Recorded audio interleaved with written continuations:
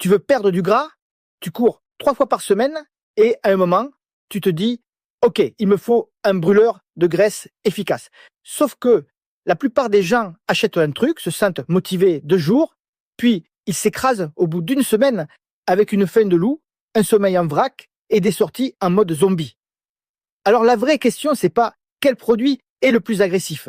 La vraie question, c'est qu'est-ce qui est efficace pour toi sans te détruire en route, et reste bien jusqu'à la fin parce que je vais te donner un test simple en 10 jours pour savoir si ton brûleur de graisse efficace t'aide vraiment ou si tu viens juste d'acheter un placebo aromatisé. Je suis Jean-Marc, préparateur mental et mentor des sportives et sportifs motivés. Je les aide à progresser et améliorer leur performance sans se blesser grâce à de meilleurs entraînements, une meilleure nutrition sportive et un matos bien choisi. Aujourd'hui, on parle brûleur de graisse efficace, mais version coureur et coureuse, pas version bodybuilder en sueur sur une pub.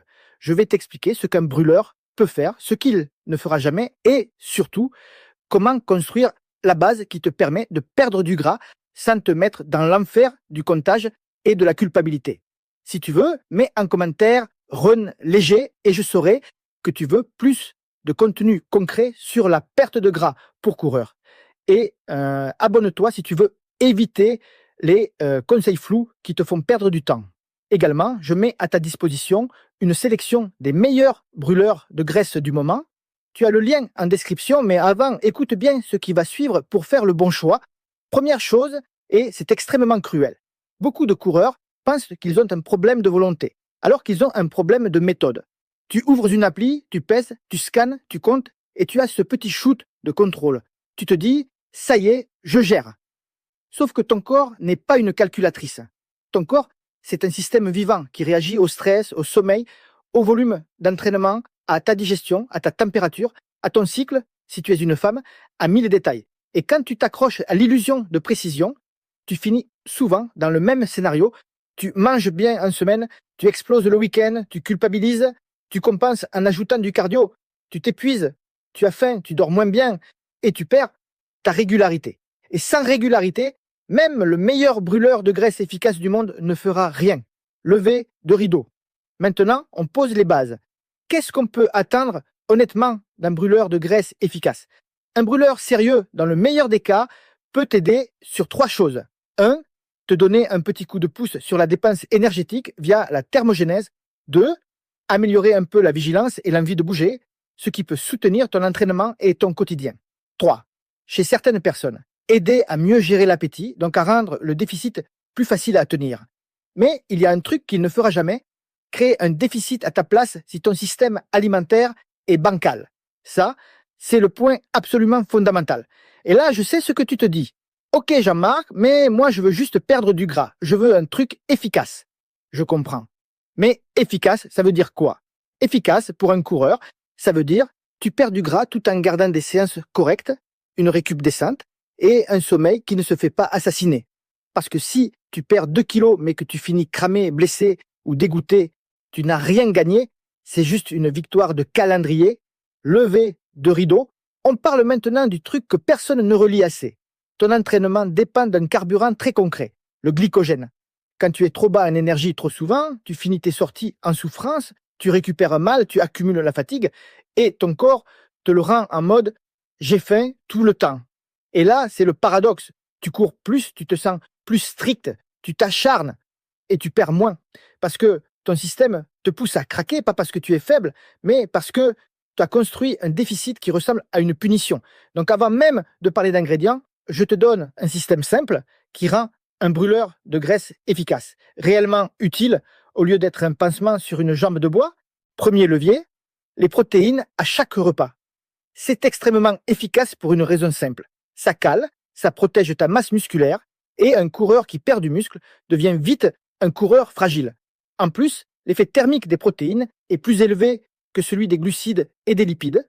Donc, à calories identiques, tu récupères un petit avantage métabolique. Les ordres de grandeur classiques sont autour de 20 à 30% pour les protéines, contre environ 5 à 10% pour les glucides et 0 à 3% pour les lipides. Ce n'est pas de la magie, c'est de la physiologie. Et ça, c'est une partie du brûleur que tu peux activer avec ton assiette. Les valeurs sont rappelées dans des synthèses sur la dépense liée à l'alimentation, notamment dans des travaux discutant l'effet thermique et la composition des repas, avec référence à Westerterp, 2004, et reprise dans des ressources de référence. Deuxième levier, les glucides au bon endroit. Pas zéro glucide, pas glucides au hasard. Tu places tes glucides autour des séances qui comptent. Les jours de séances intenses ou longues, tu en mets davantage avant et après. Les jours faciles ou repos, tu réduis un peu. Résultat, tu gardes de l'énergie quand tu en as besoin, tu crées le déficit sans souffrir et tu arrêtes la spirale semaine sage, week-end carnage. C'est une stratégie qui respecte la course à pied parce qu'elle respecte le carburant. Troisième levier, les fibres intelligentes. Oui, ça cale. Oui, ça aide à stabiliser l'appétit, mais si tu es du genre à te faire une assiette full crudité juste avant d'aller courir, ne t'étonne pas si ton ventre te fait une mutinerie. Les fibres, plutôt au déjeuner et au dîner, et plus léger avant les séances. Sinon, tu confonds manger sain et ruiner ta sortie. Quatrième levier, les graisses, dose utile, pas automatique. Les bonnes graisses sont essentielles, mais elles montent vite en calories. Et c'est exactement là que la plupart des gens se font piéger. Ils mangent propre, mais ils rajoutent de l'huile, des noix, du fromage, de l'avocat, et leur déficit disparaît. Tu ne les supprimes pas, tu les doses, et c'est souvent ce réglage-là qui fait la différence. Si tu fais déjà ça, là oui, un brûleur de graisse efficace peut devenir un outil intéressant. Si tu ne fais pas ça, tu vas juste te raconter une histoire. Lever de rideau. Maintenant, on passe aux ingrédients sans folklore. Commençons par la caféine. C'est la base la plus connue et c'est normal. La caféine peut augmenter la dépense énergétique, améliorer la vigilance, réduire la perception d'effort et chez certains, aider à tenir un déficit parce que tu te sens moins écrasé. Mais c'est aussi l'ingrédient qui peut te saboter le plus vite si tu le gères mal parce que le sommeil est le chef d'orchestre de ta perte de gras. Tu peux prendre le brûleur de graisse efficace le plus fort du monde. Si tu dors mal, tu vas avoir plus faim, moins d'énergie, plus de stress et tu vas compenser. Point. Donc, règle simple, si tu prends de la caféine, tu la places tôt. Et tu évites d'en faire une perfusion quotidienne parce que la tolérance monte et tu te retrouves à augmenter les doses pour ressentir la même chose. Et là, bonjour l'anxiété, bonjour le cœur qui tambourine, bonjour les nuits éclatées, efficace sur le papier, catastrophique dans la vraie vie. Ensuite, le duo thé vert et caféine. Là, on a des données intéressantes mais modestes. Il existe une méta-analyse sur les catéchines du thé vert qui rapporte une diminution du poids et un meilleur maintien après perte de poids avec un effet moyen d'environ 1,30 et 1 kg selon l'analyse et un signal que la consommation habituelle élevée de caféine pourrait diminuer l'effet. C'est important parce que ça te dit deux choses. 1. L'effet est réel mais pas énorme. 2. Si tu bois déjà beaucoup de café, tu ne vas pas découvrir un super pouvoir. La référence souvent citée est l'étude de Ursel en 2009 sur les effets du thé vert sur la perte et le maintien du poids. Et sur les mécanismes du mélange thé vert-caféine, l'étude de Westerterp-Plantenga en 2010 discute la thermogénèse et l'oxydation des graisses, notamment en contexte de maintien du poids. Donc, si tu me demandes, est-ce que c'est un brûleur de graisse efficace? Ma réponse c'est un brûleur de graisse efficace, au sens où il peut ajouter un petit pourcentage, mais uniquement si la base est propre et si ton sommeil reste solide. Sinon, tu vas juste payer cher une sensation de contrôle. Troisième option, souvent évoquée, la capsaïcine et les capsinoïdes, les composés du piment. Là encore, il y a un signal sur l'augmentation de la dépense énergétique et parfois une petite réduction de l'appétit, mais l'effet est modeste. Une revue discutant le rôle potentiel dans la gestion du poids rapporte une augmentation moyenne de dépenses d'environ 50 kcal par jour dans certains protocoles, avec l'idée que sur le long terme, ça peut contribuer, mais on est très loin d'un turbo métabolique. Un papier souvent cité sur ce sujet est celui de Whiting et associé en 2012 sur capsaïcinoïdes et capsinoïdes et leur rôle potentiel pour la gestion du poids. Et d'autres synthèses, comme celle de Loudi et associée en 2012, soulignent que les effets existent mais restent petits. Pour un coureur, il y a aussi un piège évident, la tolérance digestive. Si tu es déjà fragile du ventre, ce n'est pas l'idée du siècle.